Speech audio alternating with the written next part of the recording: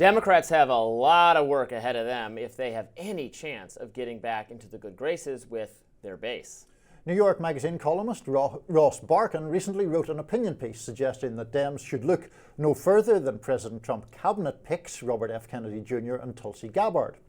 As he writes in his recent piece, quote, "Just as Kennedy and Gabbard manoeuvred into Trump's orbit, their supporters largely did the same, concluding that only one party could be hospitable to them."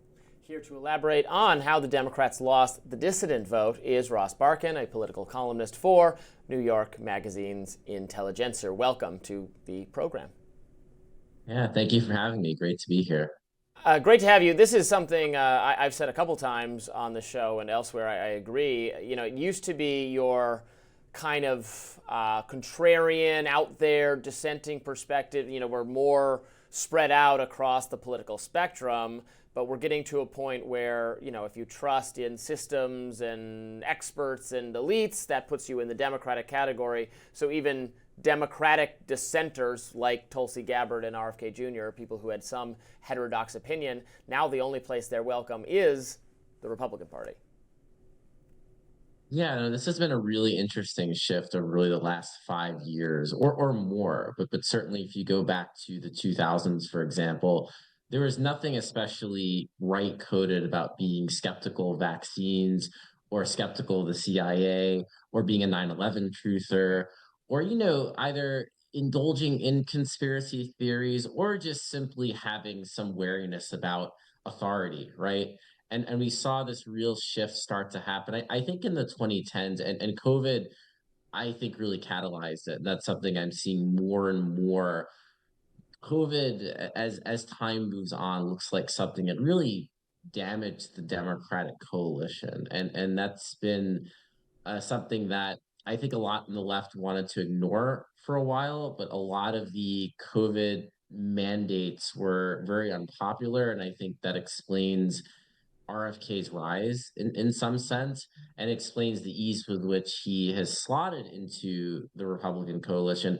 Tulsi Gabbard, similarly, I mean, she is a somewhat politically strange person. She's been in many places in her life, but it is notable someone idiosyncratic like her, who's always skeptical of the foreign policy establishment, was once comfortably a vice chair at the DNC and then endorsed Bernie in 2016. That sort of started her break from the Democratic Party. And now she's a full-fledged Republican. And yes, she herself is quite socially conservative now, at least openly so, in the way she wasn't before. But I find it interesting that so many Democrats are dismissive of the idea that losing Gabbard and Kennedy is not a great thing for their coalition. Because it's not about them. You can criticize them and who they are, but it's really about who supports them. And I don't think they carry a majority in this country, but they carry some minority that used to be dispersed among both parties, or even for a time, you could say in the early 21st century, more in the Democratic coalition. And now they've all gone to the Republicans, almost, it feels. And that's an issue. Democrats lost the popular vote. So you have to be thinking about where your votes come from. Is there a kind of curious mix here, Ross? Because on one hand, I take your point about someone like Tulsi Gabbard, someone like RFK Jr., and other broad issues about skepticism, be it of law enforcement or of the scientific community and all of that. But on the other hand, you have a Republican Party that is extraordinarily dominated by one man in the shape of President Trump, in a way that I don't think was true of George W. Bush, for example, or the elder Bush or whatever. So the party that you're considering hospitable to heterodox opinions also seems to demand extraordinary loyalty of the sitting president at the same time, right? Yeah, it's a strange thing, the Republican Party, because on one hand, yes, it's very cultish. You're with Trump or you're not with Trump. And if you're not with Trump, get lost. But once you're with Trump, there's a lot of ideological flexibility. I think that's the very interesting thing about the current GOP. It's becoming, in some ways, the bigger tent party. I don't want to exaggerate it too much. This was a very close election. Democrats got 48% of the popular vote. I think they're going to do well in the midterms. The Democratic Party's not dead. Let me clarify. But, it's interesting the ease with which someone who was running as a Democrat for president, then as an independent, then another person who at one time had run for president as a Democrat, the ease with which they entered the Republican coalition is notable. I was hearing some of the back and forth before about how J.D. Vance once called Trump Hitler, and here he is, the vice president of the United States. Trump's a sort of curious figure where he demands fealty and he's extremely vindictive, extremely so. But if you kiss the ring and you flatter him, you can return to his orbit. When you see in the Republican Party is a fair amount of ideological diversity, certainly when it comes to foreign affairs, the Tom Cotton wing against the J.D. Vance sort of, isolationist wing. You have like Josh Hawley, kind of being a bit more populist. You have some who are much less populist and pro-business. What unites them is the fealty to Trump, and that is not a good thing that a political party is captured by one very mercurial person. But in addition to that, there is the ability of a lot of different types of Republicans to coexist in the party. I think the Democrats aren't necessarily awful at this. You have Jared Golden and AOC in the same party. They don't fight with each other, and they often vote similarly. But, right now, the Republicans will take you in as long as you're good with them in the current moment. But the I'll say this, the ex-Democrat is very exciting to Republicans. It seems like to Democrats, the only sort of ex-Republican is the Liz Cheney type, who is not broadly popular at all, but is the only type that party elites will welcome in. But other than that, it's not really a party that's necessarily doesn't seem to be overly concerned with getting back those voters who were once Obama voters and now they're Trump voters. Yeah, on the Republican side, there is some significant ideological variations between some of the people you're describing, the more populist national conservative faction, the more tech-focused pro-market faction. Where there is no ideological debate is over whether you like and agree with Trump, right? That argument has been settled. Everyone still in the coalition is in favor of Trump, which actually may even be allowing for more, since that's kind of getting that out of the way, there's actually more space for genuine ideological disagreements than there was the last time. I want to pick back up on something you said about, the innate skepticism of institutions that is now so fundamental to the Republican Party. When it used to be the case that, for instance, conservatives have been skeptical of the media or skeptical of higher education, going back to the 90s and the 80s and maybe even before.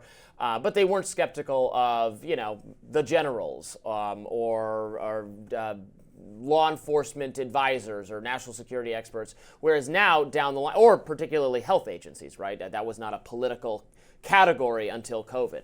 Now, if you're someone who's going to have a little bit of skepticism or a lot of bit of skepticism of any one of those things, you're broadly going to share that across the board, which I think just speaks to political systems becoming more efficient or sorting just becoming more efficient, where you no longer have liberal Republicans, conservative Democrats. Like if you're a conservative, these are all the things you think and you're on this side. If you're a liberal, these are all the things you think and you're on this side.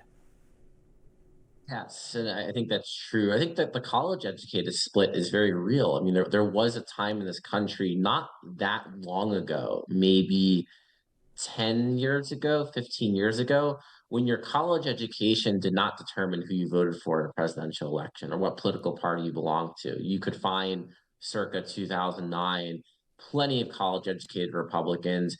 You could find plenty of non-college educated working class Democrats. And we've really seen that shift.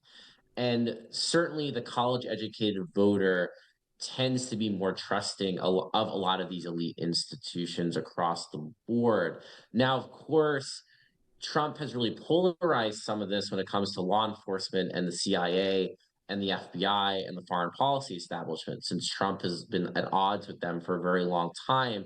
Since the Republican Party is cultish in that way, now it's the Republicans who are CIA and FBI skeptical, and it's the Democratic voter who's shaking in their boots about purges at the FBI Whereas if we were here, even in the 2000s, the idea of the base Democratic voter really sweating the fate of the FBI would be kind of funny. And of course, if you take it back to the 20th century, the FBI and the CIA were the great villains of the left. I mean, I can't imagine grabbing someone in a time machine from the 1970s and telling them, hey, this is what the Democratic Republican parties say about the CIA today.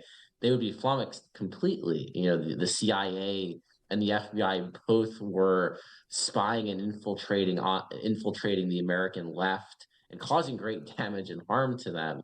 But now, because of Trump and the way it's all shaken out, it's the Republican voter who wants this kind of reform of federal law enforcement, and the Democratic voter who's really concerned about that. So that's also interesting. Then you bring on top of that the college educated split, and then you start to see, you know, anyone who is institution skeptical, anyone who either flirts with a conspiracy theory or wants one or wholeheartedly embraces one becomes a Republican. And I'm not a conspiracy theorist myself at all, but I do think if you're a politician, you're a political party, you've got to build these broad coalitions, you got to build these big tents. And if you lose these kinds of people, you lose the person who might have been a 9/11 truther, and I'm not a 9/11 truther, but if you lose that sort of person, that's a lot of people. It's not enough, you know, to destroy your party, but you get an election like 2024 where the Democrats are pretty much backsliding in every single demographic, I think, except college educated voters and white voters, to double check that. But across the board, just really bleeding away people. So that's an issue. And I don't think the Democrats have a firm answer. Trump will take care of some of that just because we live in a polarized country. Trump will alienate people and anger people over time. I do think, again, the midterms will be kind to the Democratic Party, but these are real long-term challenges that aren't easily addressed. Ross Barkan of New York Magazine, thanks for joining us. Great conversation. Thank you for having me.